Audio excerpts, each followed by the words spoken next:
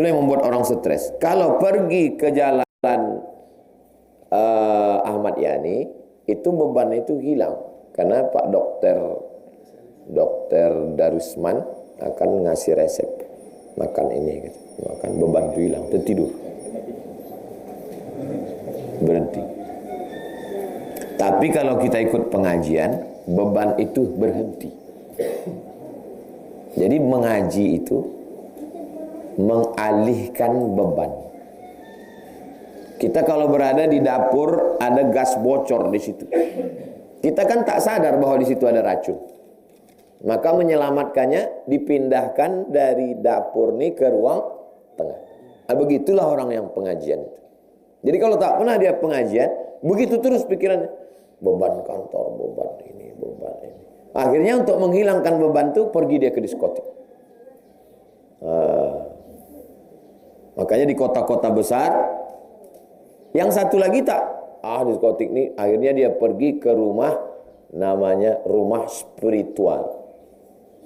Itulah yang disebut tempat-tempat meditasi. Kita tidak terikat pada agama apapun. Pejamkan mata, amati napas kita.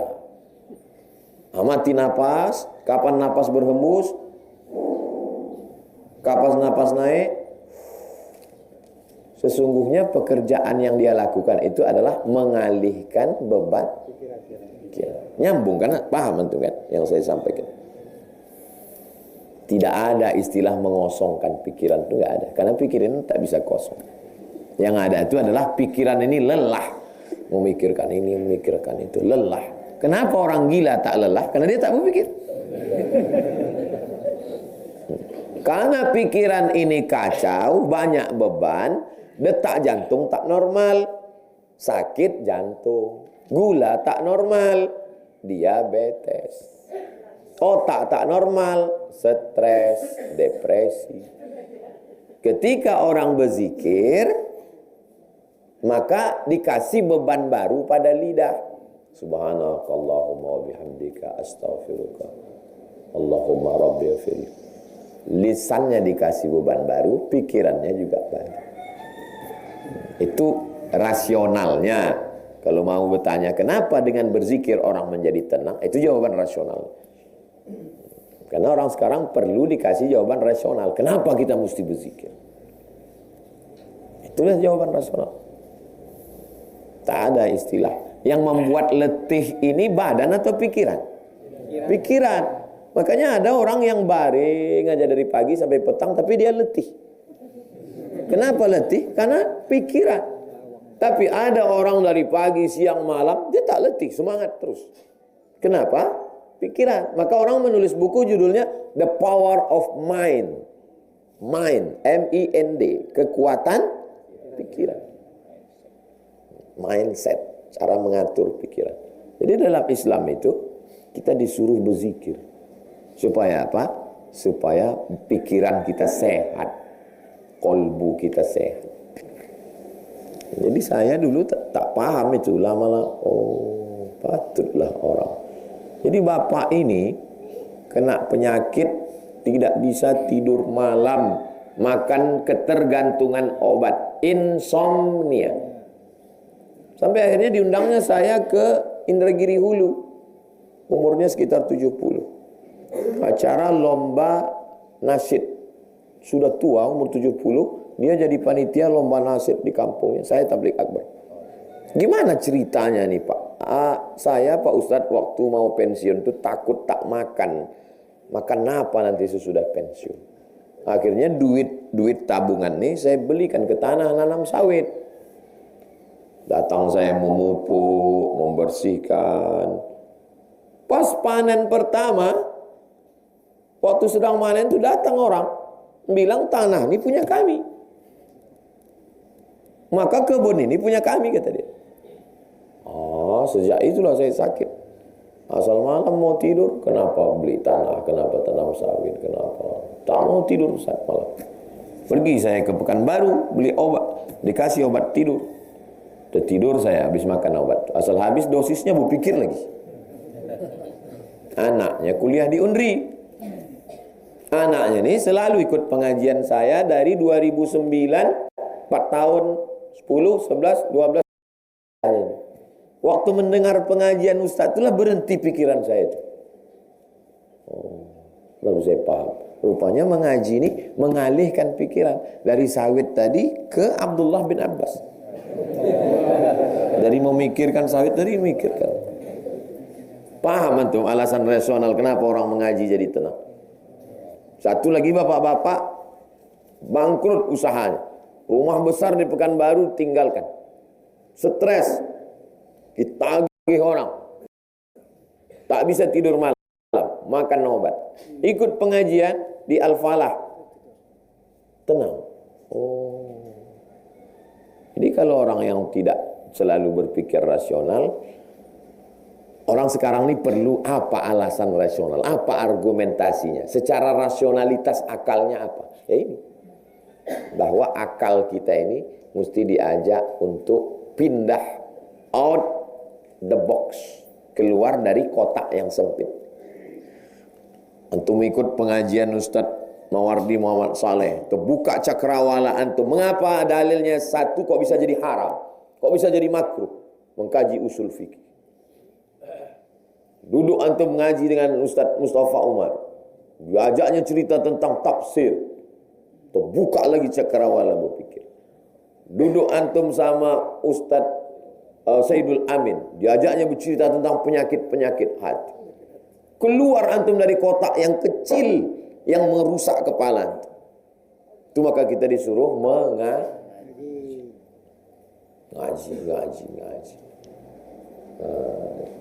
Jadi kalau ada kawan tetangga stres, depresi, bawa dia mengaji. Kalau mau bantu dia, kalau mau menyelamatkan dia. Kalau tidak, dia akan terus dengan stresnya menonton TV di rumah. Akhirnya dia mati dalam keadaan menonton TV dan dibangkitkan pun nanti di padang mahsyar dalam keadaan karena yub'atsu kullu 'abdin 'ala ma mata 'alai. Orang akan dibangkitkan sesuai saat apa dia mati. Saya mau berdoa kalau bisa mati ini jangan sedang mengajar, sibuk jamaah. Sebagian sibuk mengangkat, sebagian lagi sibuk live. Kalau bisa mati di rumah habis sembahyang. Macam almarhumah emak saya. Habis tahajud malam, makan sahur, udah bersih, udah berwudu, mati. Pas macam doa dia. Aku tak ada anakku perempuan, tak ada anakku betino. Kalian tak tolak menjaga aku nanti. Kalau bisa aku mati tak pakai sakit-sakit. Kalau aku sakit jangan kalian bawa ke rumah sakit. Jangan kalian suntik, jangan kalian pasang alat-alat, biarkan di rumah. Pas macam yang dia minta. Aku ingin mati dalam keadaan bersih supaya orang tak susah memandikan jenazah aku. Pas macam yang dia minta. Habis tahajud, bersih, habis mandi, habis makan sahur, hari Senin sedang suci, meninggal. Oh, itulah yang paling indah mati.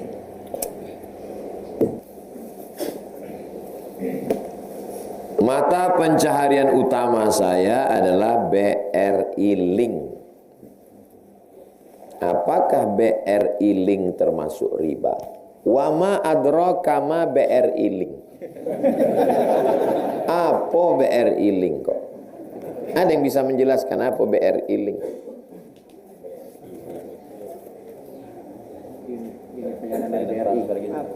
Perpanjangan tangan BRI. Perpanjangan tangan BRI itu. Bank BRI membuat perpanjangan tangan, namanya BRI Link. Terus tugas BRI Link ini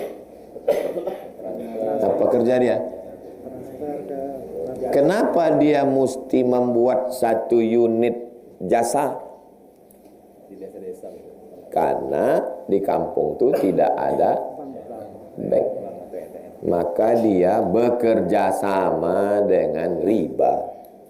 Jadi kalau mau selamat, BRI Syariah yang sekarang sudah bergabung dengan BSI. Saya mau hijrah Pak Ustadz, BSI Link. Tinggal merubah R jadi S.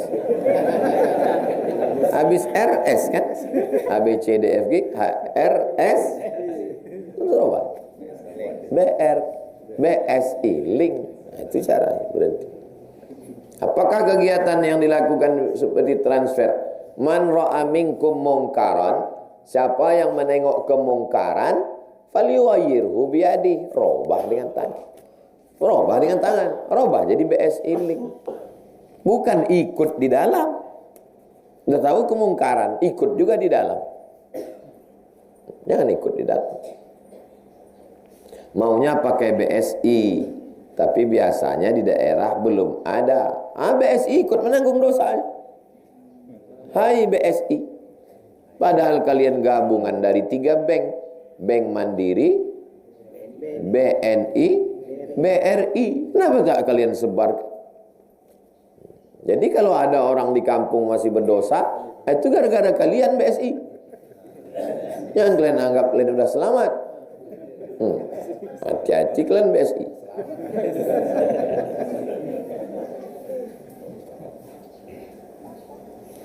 Apakah boleh mengqadha salat Jumat dengan salat asar? Mungkin maksud dia bukan mengqadha, menjamak.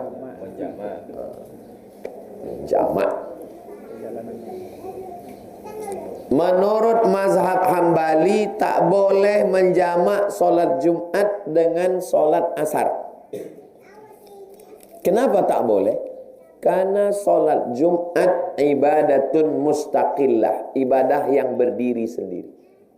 Maka tidak bisa menjamak salat Jumat dengan salat asar. Jadi habis salat Jumat, udah, nanti asarnya salat asar.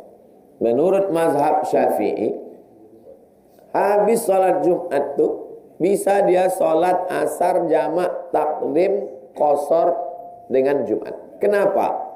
Karena salat Jumat itu adalah pengganti salat zuhur. Kalau pengganti mana 2 rakaatnya? 2 rakaatnya itulah dia khutbah Jumat. Raka'atani fiha maqama raka'ataini minaz zuhri. 2 rakaat Jumat itu khutbatani fiha, 2 khutbah di Jumat itu maqama raka'ataini minaz zuhri, menggantikan 2 rakaat zuhur. Apakah pada 2 rakaat zuhur boleh bahasa Indonesia? 2 rakaat zuhur boleh tak bahasa Indonesia? Tak boleh kan? Itulah maka 2 khutbah itu pun tak boleh bahasa Indonesia. Karena dia menggantikan salat zuhur. Itu maka masjid-masjid di Rimau Panjang ini tak ada bahasa Indonesia. Inilah yang paling asli mazhab Syafi'i. Kalau mau sholat paling asli di Rimau Panjang ini. Maka saya kalau tidak sedang khutbah Jumat, saya sholat di sini. Kenapa? Karena khutbahnya cepat. 5 menit selesai. Ya. Saya pakai mazhab yang rukunnya 5 itu tak bercampur dengan bahasa Indonesia di khutbah kedua. Maka di khutbah kedua saya tak ada bahasa Indonesia. Alhamdulillah, wassalatu wassalamu ala Rasulillah. Asyhadu an la ilaha illallah syarikalah wa asyhadu anna sayyidina Muhammadan abduhu wa rasuluhu la nabiyya ba'dah. Allah Ta'ala fil Qur'anil azim, ya ayyuhalladzina amanu ittaqullaha haqqa tuqatih wa la tamutunna illa antum muslimun. Allahumma fil muslimina wal muslimat. Innallaha ya'muru bil adli wal ihsan. Di khutbah kedua saya tak ada campur bahasa Indonesia. Karena khutbah itu menggantikan 2 rakaat. Kalau yang digantikan bisa dijamak, maka yang menggantikan juga bisa. Itulah dalil mazhab Syafi'i. Itu juga dalil qabliyah Jumat.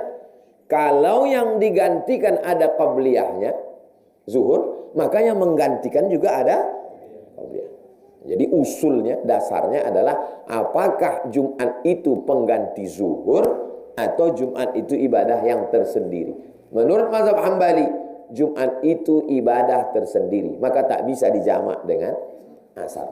Sedangkan menurut mazhab Syafi'i, Jumat itu pengganti zuhur. Kalau penggantinya Kalau yang digantikan bisa dijamak dengan asar, maka yang menggantikan juga bisa. Jelas?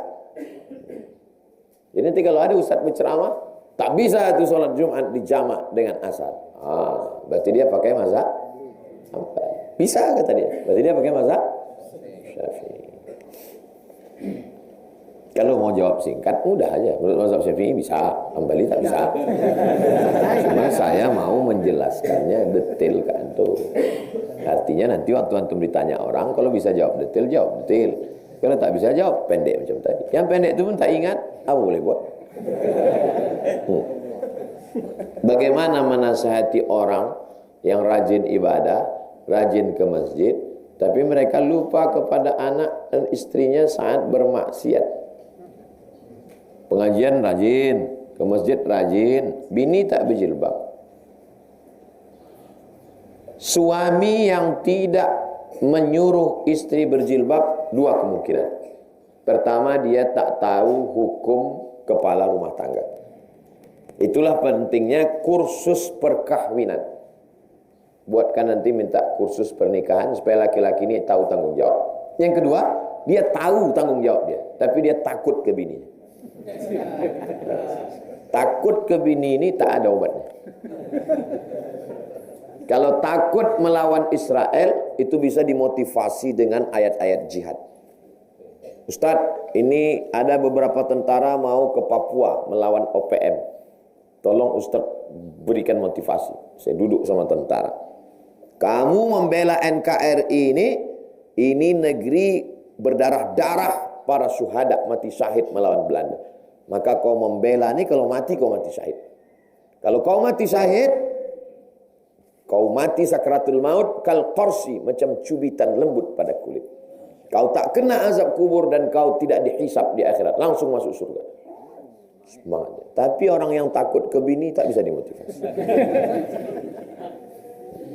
Antum yang lajang ketawa jangan lepas sekali. Karena antum belum juga tahu cuma nasib kalian. Jadi jangan mengejek orang yang takut bini. Karena bisa jadi berbalik nanti ke kalian. Saya waktu di Malaysia itu ditanya haji itu waktu di rumah, Ustaz, macam mana orang yang takut bini? Saya bilang orang takut bini itu di akhirat nanti tidak kena azab kubur. Kenapa macam tu Ustaz? Sebab dia di dunia sudah terlampau kena azab. Kata malaikat, yang ini tak usah kita azab lagi. Dah azab betul di dunia. Nampak itu, jadi sebelum nikah tu sudah nampak gaya-gayanya itu nampak. Jemput bang, sekarang depan UIN. Gitu. Hati lah. Siap lah kan. Memang masalahnya laki-laki ini mengalami ketakutan luar biasa. Laki-laki ini takut dia kehilangan perempuan. Itulah yang membuat perempuan itu merasa lebih. Jadi kalian kalau meminang orang, jangan tunjukkan kalian takut. Aku meminang kau supaya kau bisa jadi ibu untuk anak-anakku, supaya anak-anakku soleh. Aku beginilah orangnya, tamat dari UIN, kerja pun belum beberapa mapan, aku dari Lancang Kuning, aku dari UIR, aku dari UNRI. Kalau kau mau hidup bersama, kita jalan. Kalau kau tak mau, 1000 di belakang siap. Gitu. Jangan di awal tuh kalian udah banting harga. Kaulah satu-satunya deh. Kalau kau tak menerima, abang sama siapa? Tidak lah.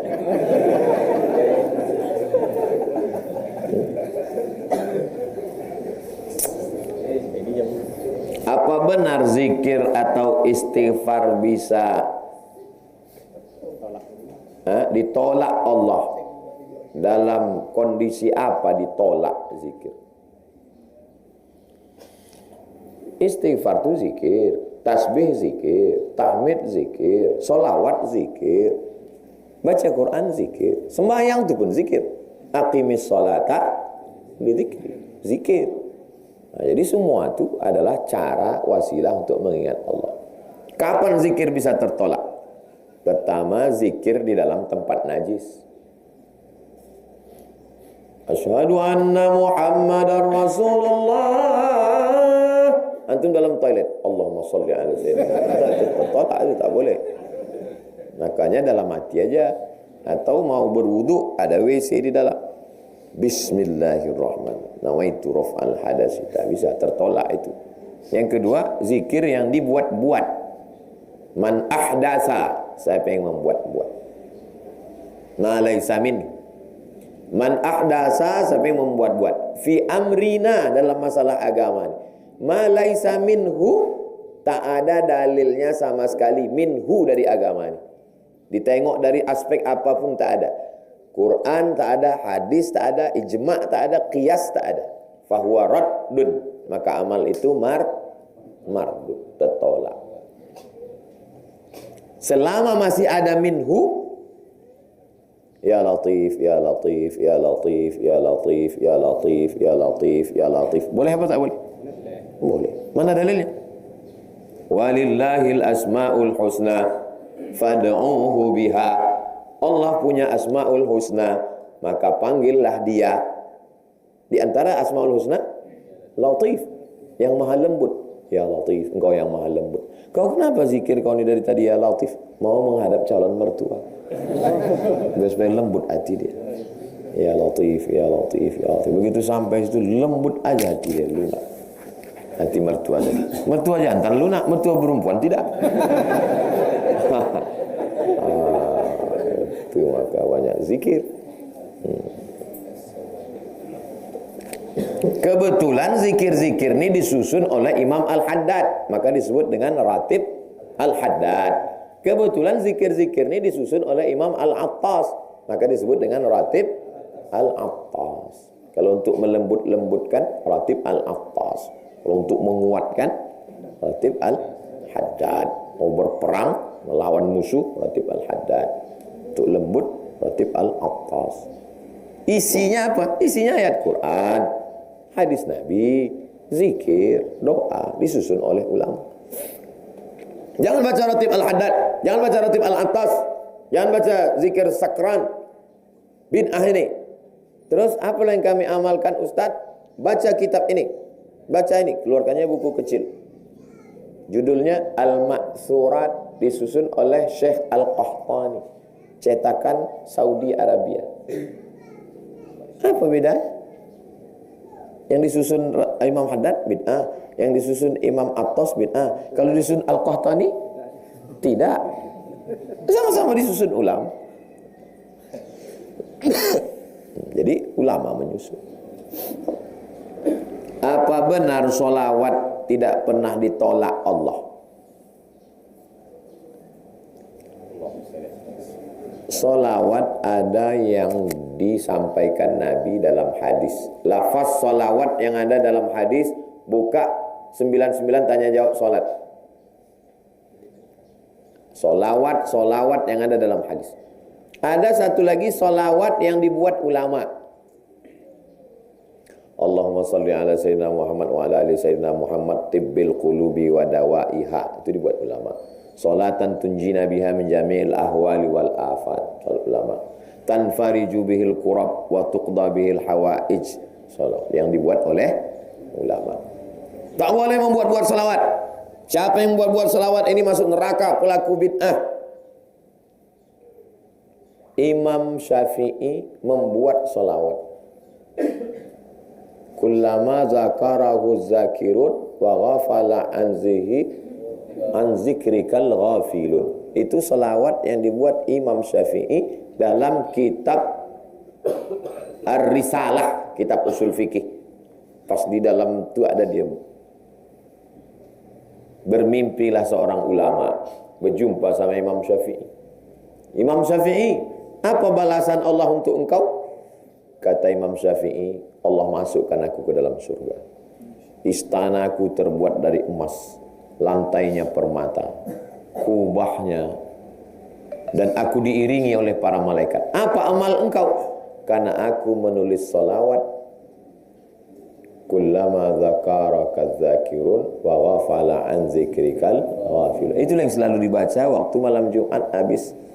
Kullama dzakaraka dzakirun wa ghafala an dzikrikal ghafilun.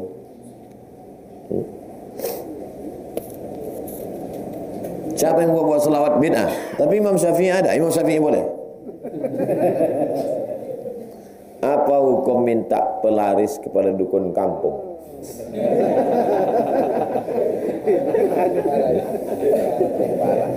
Yang dukun itu membaca ayat.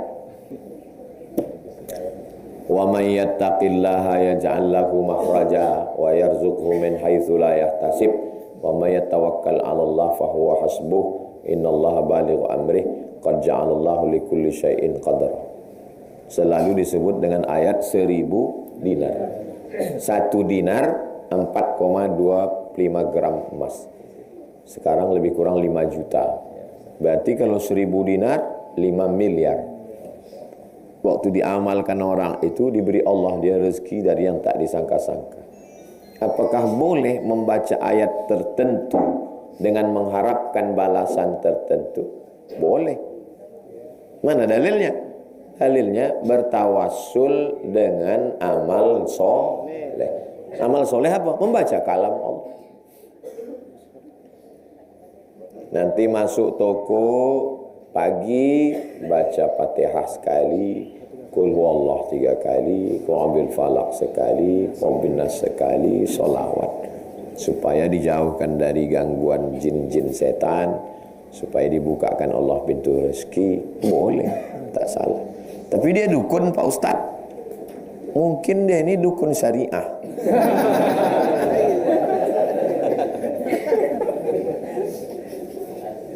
Tidak semua dukun ini jahat, namanya aja dukun.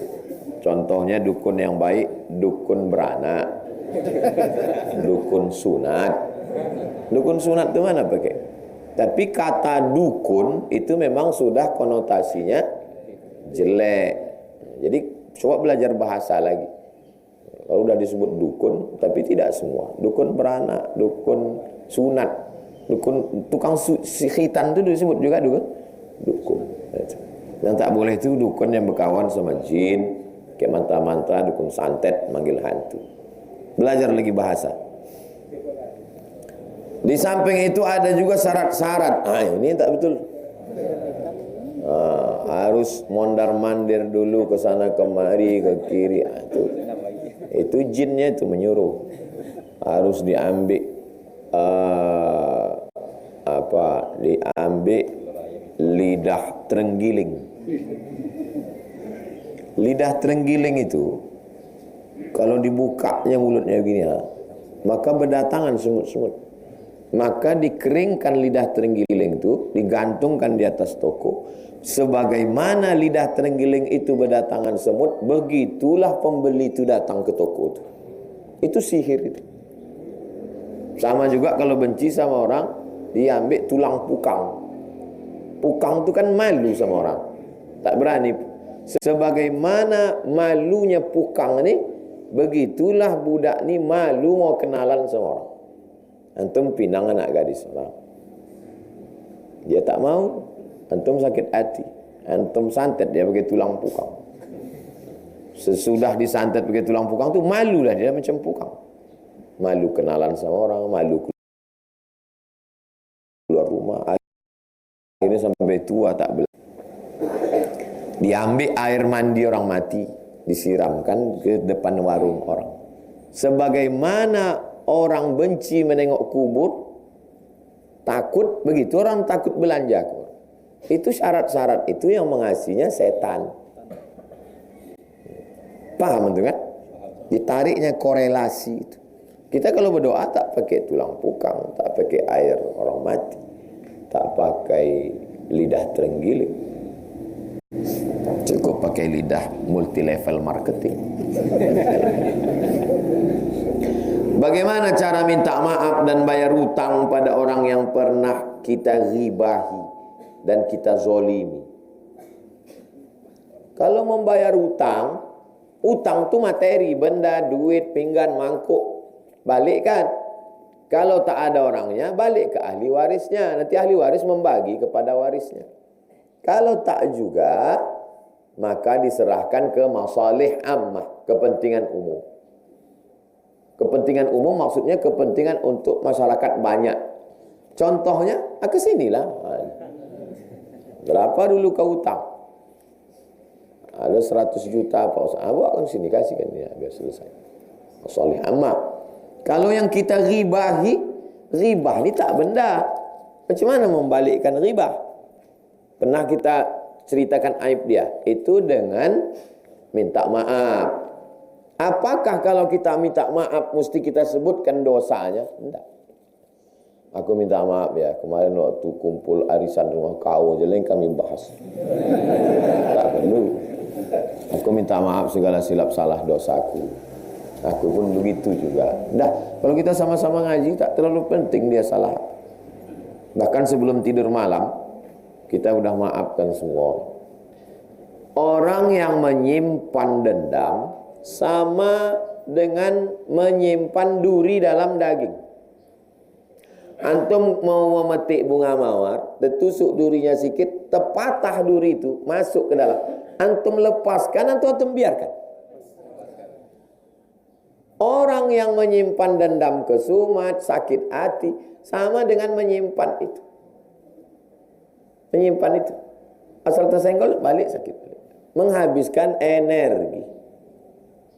Pikiran kita habis ke situ, cakap kita. Update status pun bolak-balik ke situ. Jadi, lepaskan aja. Banyak yang perlu dipikirkan. Ustaz pikirkan, tak pernah saya pikir. Pikiran saya, macam mana saya mau menulis syarah Riyadhus Shalihin, macam mana saya mau menulis tafsir, macam mana anak-anak santri, macam mana pesantren, macam mana jadwal saya keliling. Kan capek gitu tuh memikir, menyimpan itu. Plong, lepas. Berkurangkah rezeki kita Ustaz? Lan tamuta nafsun, orang tidak akan mati qabla an tastakmila rizqaha wa ajalaha. Sebelum rezekinya penuh, sebelum ajalnya sampai, orang tak akan mati. Semua dokter di Pekanbaru ini mengatakan antum mati kalau rezeki belum penuh, tak mati. Rezeki antum sudah ditetapkan Allah 1 miliar. Baru habis 900 juta, tak mati. Sampai akhirnya antum opname habis 1 miliar itu baru mati. Nah. Jadi kalau orang kuat akidahnya, dia tak takut dengan hidup ini. Keberanian tak membuat cepat mati, ketakutan tak membuat lambat mati. Kalau tak mati, kata Allah, tak mati. Biasa kita buka toko dari jam 7 pagi sampai jam 9 malam. Sekarang kita buka jam 6 pagi sampai jam 6 sore. Itu ikhtiarnya, usahanya. Apa bedanya kita buka toko jam 5 sore sampai jam 10 malam dengan jam 6 pagi sampai jam 10 malam? Yang jelas pahalanya lebih banyak buka dari pagi kalau lillahi ta'ala. Tapi jangan gara-gara ini antum tidak ikhtiar, itu jabariyah. Jangan salahkan ulama tasawuf. Ulama tasawuf ini tak ada usaha-usaha, tak ada ikhtiar. Induk ulama tasawuf Imam Junaid Al-Baghdadi. Imam Junaid Al-Baghdadi punya toko di Baghdad. Pagi dibukanya tokonya, dilayaninya pembeli. Kalau tak ada pembeli, dia sholat sunat. Ada pembeli, dia layani lagi. Tak ada pembeli, sholat sunat. Selesai 400 rakaat, tutup toko balik. Baca Ar-Risalah Al-Qushairiyah. Supaya kita ditanya Allah bisa menjawab, apa usahamu? Aku berjualan, aku berdagang. Dengan tujuan biar bisa ibadah. Apa pula menutup toko tak bisa ibadah? Buka toko, tahu sajadah situ. Maaf, sedang sholat. Nampak sunyi, sholat. Cuma orang sekarang pas nampak ramai itu pula dia sholat. Ada waktu sholat, pergi ke masjid. Ada toko cincin, tempat jual batu di dekat Ramayana. Asal masuk waktu sholat, selesai waktu sholat, buka balik. Toko-toko yang lain tak peduli sembahyang, buka terus. Dia tak peduli pula, yang penting sholat. Sekedar wasilah untuk mendapatkan rezeki, Allah kasih rezeki. Tak dikasihnya situ, bukakannya dari pintu yang lain. Aku mau ikut tes dosen UIN, Mak. Kau ikut, kalau kau lulus, rezeki kau di situ. Kalau kau tak lulus, berarti rezeki kau tempat lain. Jadi ibu nasihati anak begitu. Jangan kau mesti di situ, nak. Kalau kau tak lulus, mati kau nanti. Kawan saya pulang dari Mesir, kenal sama perempuan, bertamulah ke rumah perempuan tadi, jadi imam lah di situ sholat. Apa kata ayah perempuan nih? Memang super cocok jadi imam untuk anak saya. Sudah 99,9% nikah. Tak jadi diterima, hanya kerja belum tetap. Takut dia anaknya ini tak makan. Hari berganti, musim berubah. Cemana kawan saya itu sekarang? Kantornya 3 lantai. Duduk saya di kantor itu foto. Saya bilang, ini kantor kau ini kurang, mesti kau tulis di atas. Apa tulisannya? Bekerjalah hingga mereka menyesal.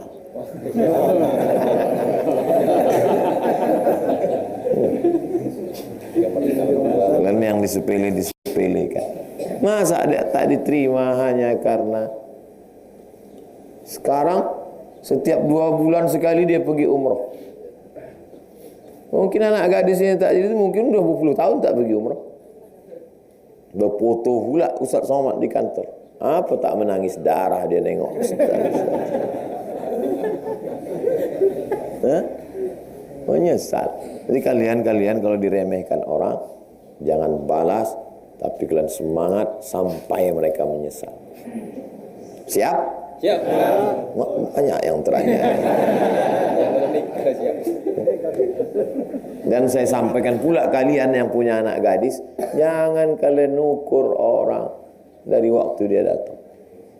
Karena dalam hadis dikatakan idza ja'akum man tardawna dinahu wa khuluquhu. 2. Tak ada kalau kau suka rezekinya, tak ada. Cuma 2 yang disuruh Allah. Kau tengok agamanya, kau tengok akhlaknya. Baik agamanya, baik akhlaknya, terima dia. Rezeki datang belakang. Saya diundang makan buka bersama di Hotel Pangeran Konglomerat Riau. Kami dulu Ustaz, waktu pertama nikah, kata ibu nih istrinya, bertamu ke rumah keluarga, tutup orang pintu karena dianggap mau mengutang beras, minjam beras. Sekarang undang. Jadi jangan sepelekan orang. Nampak orang ini baik, jujur. 2 yang ditengok. Dinahu, agamanya, wa khuluquhu, akhlaknya. Kenapa 2? Karena ada orang yang rajin sholat tapi cakapnya kasar. Ini tak cukup. Ada pula yang lembut, baik tapi tak sembahyang. Ini tak cukup. 2. Dinahu, agamanya dan akhlak. Baik dia, terima dia, nikahkan anak. Selamat.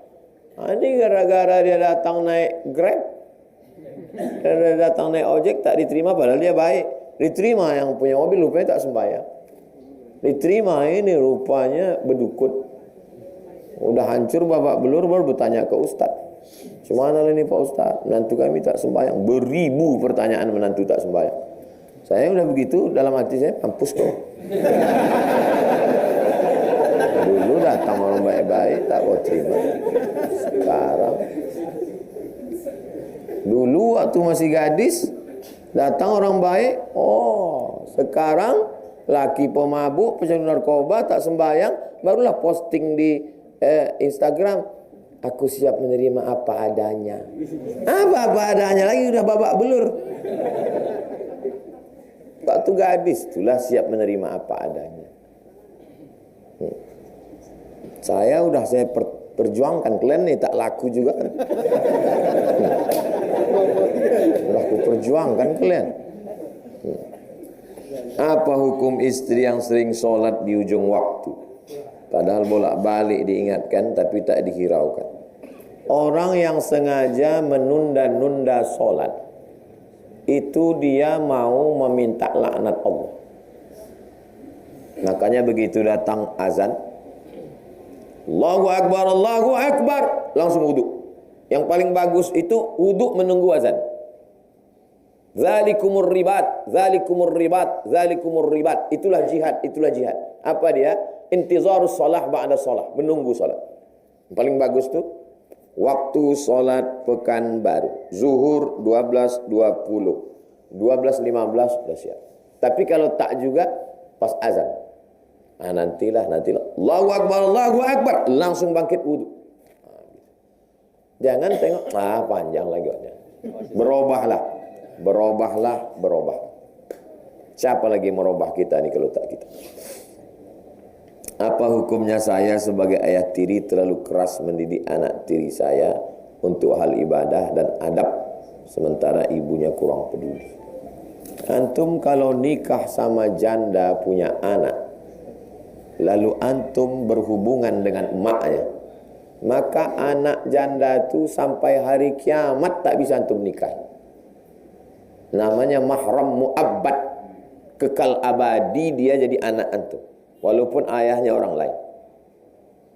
Kecuali aku terima nikahnya, habis itu janda itu mati, tak sempat maaf cakap dukhul, antum boleh menikahi anaknya karena belum sempat berhubungan. Kalau sudah berhubungan dengan emaknya sampai hari kiamat, itu menunjukkan bahwa anak itu adalah anak antum, mesti antum jaga. Jangan urus rambut saya, kamu bukan ayah saya. Aku sampai mati tak bisa menikahi kau. Kau ini anakku, walaupun ayah kau orang lain. Kau anakku menurut hukum Islam. Aku bertanggung jawab di hadapan Allah. Mana tahu antum dapat jodoh berlebih. Nikahi janda itu kan jodoh berlebih. Kata Nabi, kau udah nikah? Kata Nabi ke sahabat. Ya Rasulullah, aku menikah dengan sayyiban, janda. Kata Nabi, halla bikran tula'ibuha wa tula'ibuka. Kenapa kau tak nikah sama anak gadis? Kau bisa bergurau-gurau sama dia. Kata sahabat nih, adikku banyak.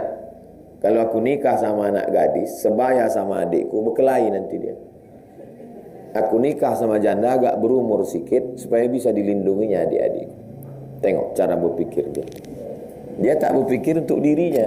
Antum kalau menikah bukan antara antum sama dia, tapi sesuai dengan adik antum, sesuai dengan emak antum. Berkorban perasaan. Kau nikah sama janda, dia sesuai dia dengan adik saya Pak Ustaz, sesuai dengan emak saya. Untuk yang pertama nih Pak, nanti yang kedua baru saya kasih. Qala al-musannifu rahimahullah, Imam Muhyiddin Abu Zakaria Yahya bin Sharaf An-Nawawi berkata, bisanadi, dengan sanadnya sampai kepada sahabat Nabi namanya Abdullah bin Abbas radhiyallahu anhuma. Nama dia Abdullah, nama ayahnya Abbas. Dua-duanya sahabat Nabi.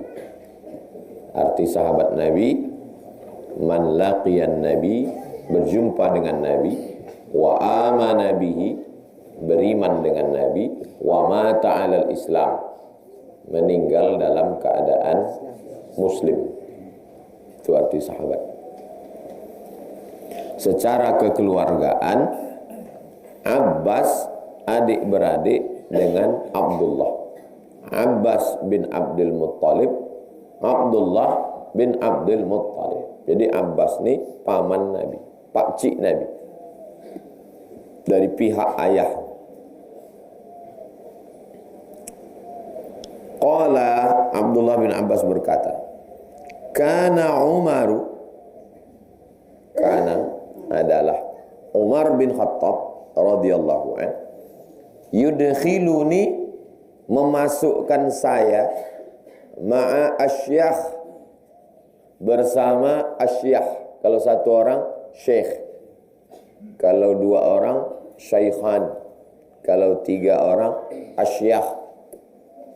Badr, orang-orang tua, pejuang-pejuang perang Badar. Itu siapa tuh? Itu syekh, maksudnya senior. Orang dipanggil syekh tuh bisa karena umur. Orang tua dipanggil syekh. Bisa juga karena ilmu. Dia masih muda, dipanggil syekh karena berilmu. Maka dulu Syekh Ali Jabir, Syekh yang meninggal Syekh Ali Jabir, memanggil siapa yang dari Riau? Syekh Rasid. Padahal anak kecil itu karena hafal Quran, karena ilmu. Karena Umar yudkhiluni ma'a asyakhi Badrin. Umar bin Khattab memasukkan saya ke dalam orang-orang tua perang Badar, senior. Padahal Umar bin Khattab sudah tua. Sedangkan Abdullah bin Umar masih anak-anak. Waktu Nabi meninggal umurnya 15 tahun. Waktu Nabi meninggal umur Abdullah bin Abbas ini 15 tahun. Umur Nabi 63 tahun. Umar bin Khattab bedanya dengan Nabi 27 tahun. Berarti kalau umur Nabi 63 tahun, berapa umur Umar bin Khattab? 63 kurang 27. Hah? 36. Ah. Siapa antum umur 36? Umur 36. Hah? Mana mau nengok umur saya? Masa tak ada yang umur 36? Hah? Antum 35. Nah, siapa umur 15 tahun? 15 tak ada 15. 15 itu kan kelas 3 SMP. Umar bin Khattab memasukkan anak umur kelas 3 SMP di tengah syekh-syekh perang Badar. Biar terbayang di pikiran kita, karena kita tak kenal dengan sahabat Nabi ini, bayangan kita orang ini sebaya semua. Bayangan kita Abdullah bin Umar, Umar bin Khattab, Zaid bin Sabit, sebaya. Enggak. Sahabat Nabi ini umurnya macam-macam. Faka'anna ba'dahum wajada fi nafsihi. Maka sebagian syekh-syekh ini wajada fi nafsihi. Inilah tak bisa membaca hadis, buka kamus. Wajada fi nafsihi, menemukan pada dirinya. Apa menemukan apa? Maksudnya marah orang ini. Wajada fi nafsihi, marah orang-orang tua ini. Kenapa marah? Ini orang tua nih. Tiba-tiba dimasukkan anak kelas 3 SMP. Apa kata kita? Kenapa budak kecil ini di sini? Kenapa pula dia ada di sini? Faqala, apa kata salah satu dari syekh-syekh ini? Lima yadkhulu hadza ma'ana. Kenapa budak? Lima yadkhulu hadza ma'ana. Kenapa dia ini duduk sama-sama kita? Walana abna'un misluhu. Kita punya anak macam dia. Ini kan sebaya anak-anak kita nih. Kenapa pula dia duduk sama kita? Kata orang ini menunjuk Abdullah bin Abbas. Faqala Umar, kata Umar bin Khattab menjawab, innahu min haitsu alimtum. Kata Umar bin Khattab, innahu min haitsu alimtum. Dia ni ya, macam kalian tahulah. Macam kalian tahulah. Apa maksud macam kalian tahu? Dua. Dia ini macam kalian tahu. Dua. Secara nasab, dia ini sepupu Nabi. Orang selalu menyebut sepupu, tapi kalau bahasa kampung kami, Kalau ayah adik-beradik itu sewali. Kalau emak adik-beradik sepupu. Kalau ayah sama emak adik-beradik namanya perseloroan, berseloro. Bergurau, kawan bergurau. Ayah adik-beradik, antum adik-beradik. Anak antum sama anak antum itu namanya sewali.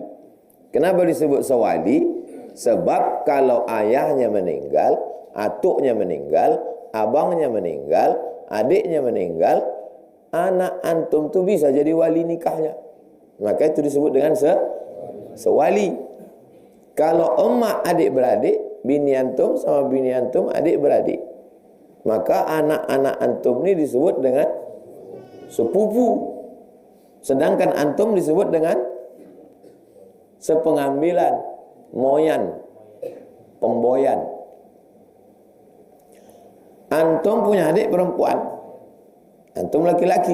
Anak antum dengan anak adik antum tuh disebut perseloroan, kawan bergurau. Bergurau, nikah. Begitu orang dulu. Balik ke bako supaya harta itu tak jauh-jauh mana-mana. Orang zaman dulu gitu. Atuknya kan satu nih atuknya, induk hartanya satu. Nah, jadi cucu ini nikah supaya duit tak kemana-mana. Orang sekarang enggak. Anak dinikahan sama orang jauh-jauh. Rupanya budak itu pecandu narkoba. Udah hancur bawa belur baru kasih ke kemanakan. Jadi kalau ada orang katakan, itu siapa tuh? Itu sepupu saya Pak Ustaz.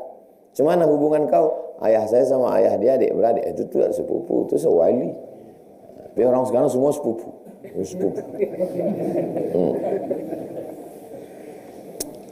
Kata Abdullah bin Umar, kata Umar bin Khattab, min haitsu alimtum. Ya dia ini macam kalian tahulah. Maksudnya macam kalian tahu dua kelebihan dia. Pertama, dia ini sewali dengan Nabi. Ayah dia dengan ayah Nabi adik-beradik. Sewali, atuknya satu. Abdullah bin Abbas bin Abdul Muttalib. Muhammad bin Abdullah bin Abdul Muttalib. Nah, dekat itu. Bertambah lagi, lebih dekat lagi. Abdullah bin Abbas ini punya emak. Emaknya ini punya saudara kandung. Itulah dia Maimunah. Maimunah ini istri Nabi. Cemana dia memanggil Nabi itu? Cemana dia memanggil Nabi? Kalau ditengok dari ayah, berarti dia memanggil Nabi itu abang. Kan abangnya itu. Tapi kalau ditengok dari puak emak, dia memanggil Nabi itu pakcik. Karena istri Nabi itu saudara emak dia. Bersaut-sautan. Apa namanya itu? Bolak-balik hubungan dia keluarga. Min haitsu alimtum, kata Umar bin Khattab, kududukkan budak kecil ini di sini macam kalian tahulah. Ada aspek yang kedua. Yang kedua, min haitsu zakaihi, dari kecerdasannya dia pernah didoakan Nabi.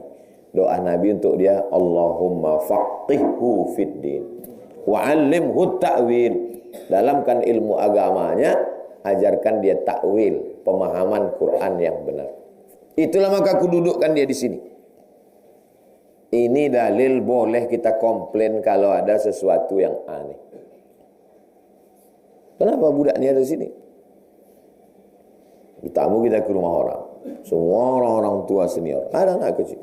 Kenapa budak ini di sini? Entah Pak Ustaz, kami pun tak tahu. Apa sebabnya? Fada'ani zata yaumin. Umar bin Khattab memanggil saya. Kata Abdullah bin Abbas. Fa'adakhalani ma'ahum.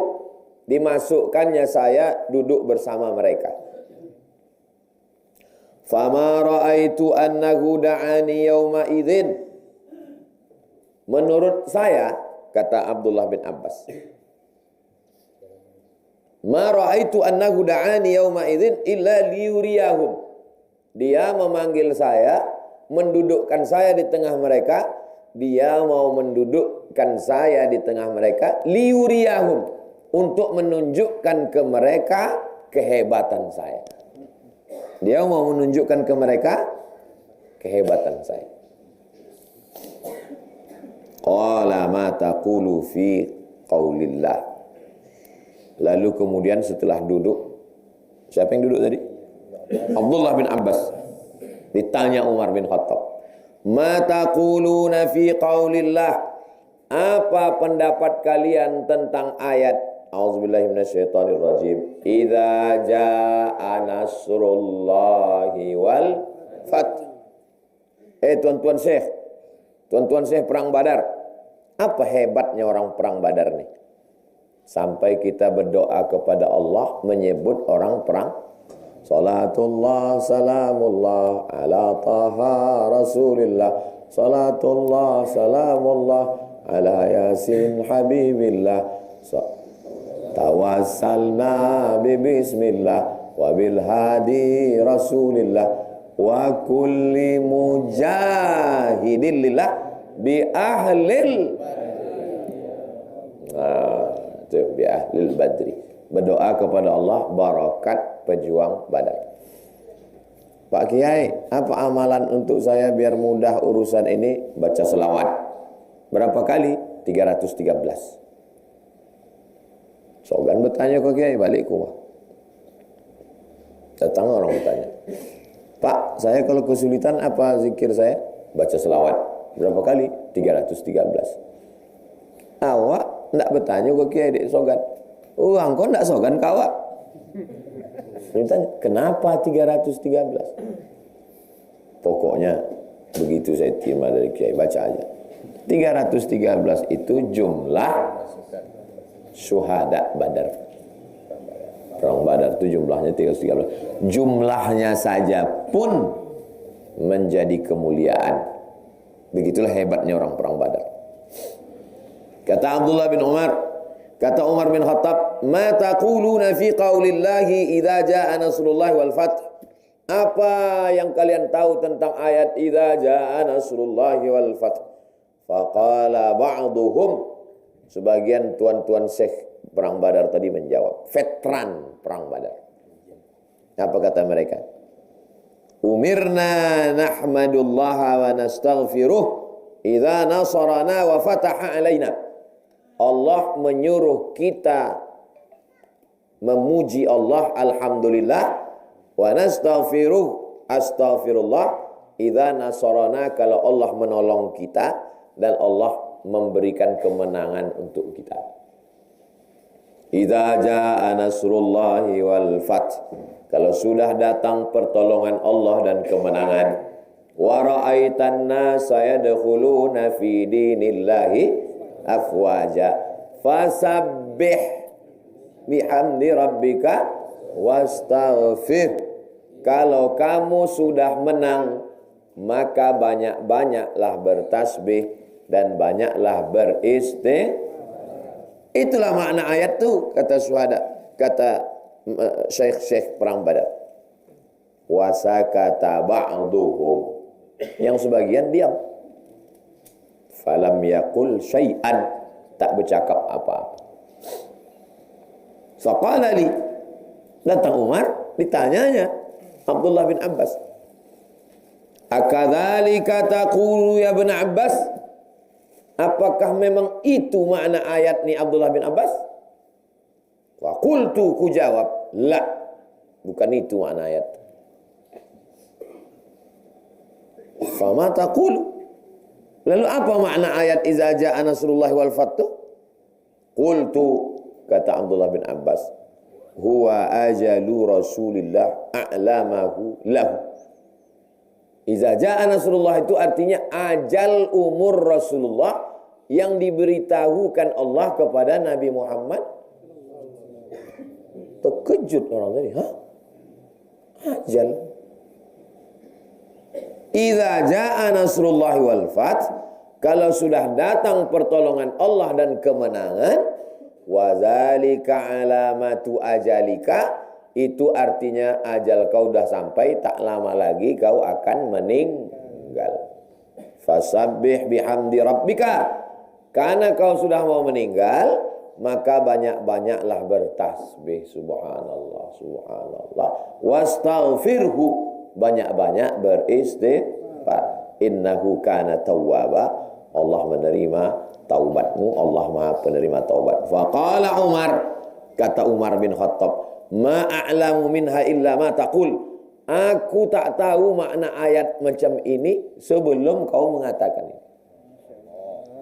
Begitulah hebatnya Abdullah bin Abbas. Aku yang beda umur sama kau sejauh ini, aku pun tak tahu makna ayat ini.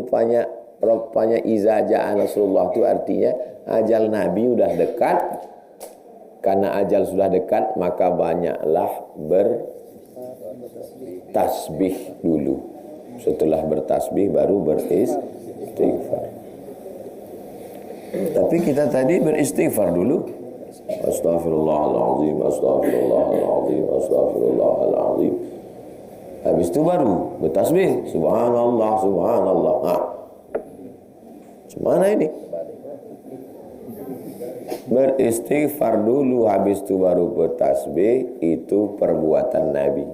Selesai sholat, Nabi melakukannya. Sedangkan ayat ini bukan konteksnya selesai sholat, tapi umum. Setelah kita banyak bertasbih, subhanallah, subhanallah, subhanallah wa bihamdihi, subhanallah il azim. Habis itu kita beristighfar. Astaghfirullah, astaghfirullah, astaghfirullah, astaghfirullah, astaghfirullah. Kalau sudah dekat ajal.